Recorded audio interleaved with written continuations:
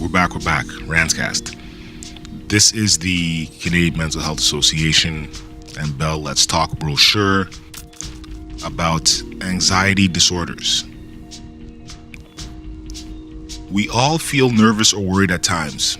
This anxiety can be a helpful feeling when it motivates us or warns us of danger. An anxiety disorder, on the other hand, causes unexpected or unhelpful anxiety that seriously impacts our lives, including how we think, feel, and act. What are anxiety disorders? Anxiety disorders are mental illnesses. The different types of anxiety disorders include phobias. A phobia is an intense fear around a specific thing like an object, animal, or situation. Most of us are scared of some, but these feelings don't disrupt our lives. With phobias, people change the way they live in order to avoid the feared object or situation. Panic disorder.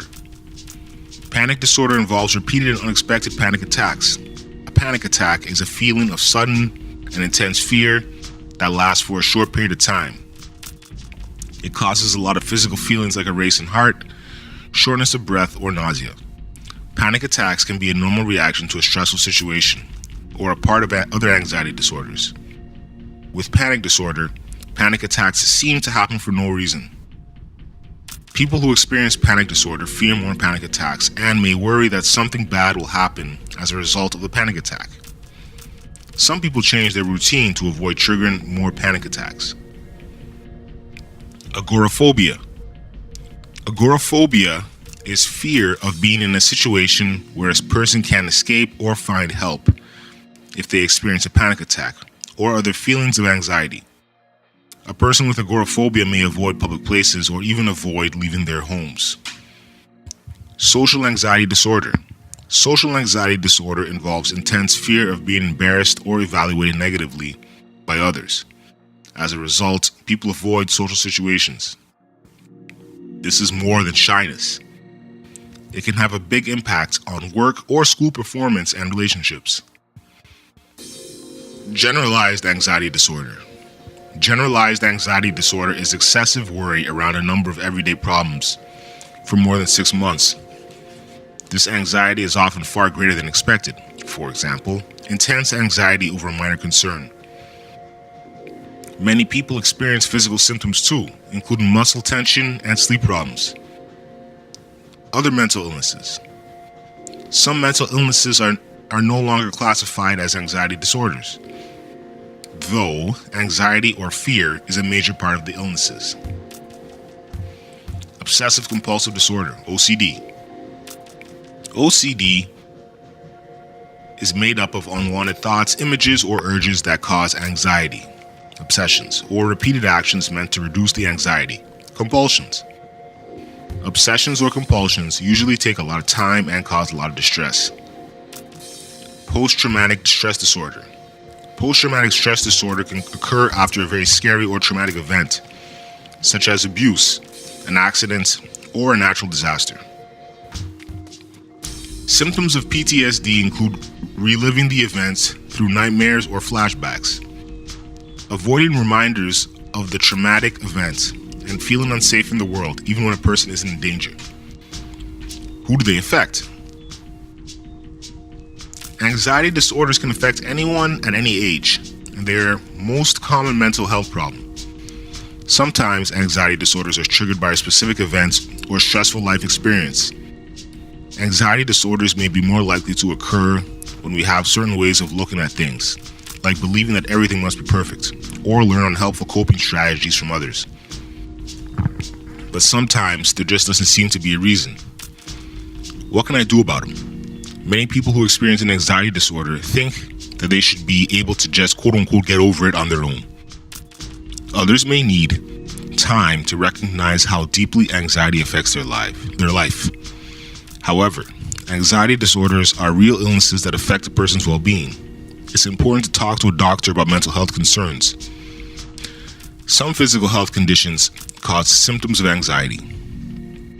A doctor will look at all possible causes of anxiety. Normal expected anxiety is a part of being human. Treatment should look at reducing unhelpful coping strategies and building healthy behaviors that help you better manage anxiety. Each anxiety disorder has its own specific treatments and goals, but most include some combination of the following strategies. Counseling. An effective form of counseling for anxiety is cognitive behavioral therapy, or CBT. CBT teaches you how your thoughts, feelings, and behaviors work together. A goal of CBT is to identify and change the unhelpful patterns of thinking that feed anxious thoughts. CBT can help you identify problem behaviors and replace them with helpful strategies. It's often the first treatment to try for mild or moderate problems with anxiety. Medication. Some people also find anti-anxiety or antidepressant medication helpful. Medication can help with the physical feelings of anxiety. It may also make anxious thoughts less frequent or intense, so it can be easier to learn helpful coping strategies. Some people take medication until their anxiety is controlled enough to try therapies like CBT. Support groups. Support groups in person or online may be a good place to share your experiences, learn from others, and connect with people who understand. Self-help strategies. Many different skills can help people manage anxiety, such as stress management, problem solving, and relaxation. Mindfulness, developing awareness of the present moment without judgment, may also help. Practices that support wellness, such as eating well, exercising, having fun, and connecting with others, are also important. How can I help a loved one? Supporting a loved one who is experiencing an anxiety disorder can be difficult. You may not understand why your loved one feels or acts a certain way. Some people who experience an anxiety disorder feel like they have to do things a certain way or avoid things or situations, and this can create frustration or conflict with others. You may feel pressure to take part in these behaviors or adjust your own behaviors to protect or avoid upsetting a loved one. Support can be a delicate balance, but you should expect recovery in time. Here are some general tips. Remind yourself that the illness is the problem. Anger, frustration, or behaviors related to anxiety are nobody's fault. Be patient. Learning and practicing new coping strategies takes time. If your loved one is learning new skills, offer to help them practice. Listen and offer support, but avoid pushing unwanted advice. Set boundaries and seek support for yourself, if needed. If other family members are affected by a loved one's anxiety disorder, consider seeking family counseling.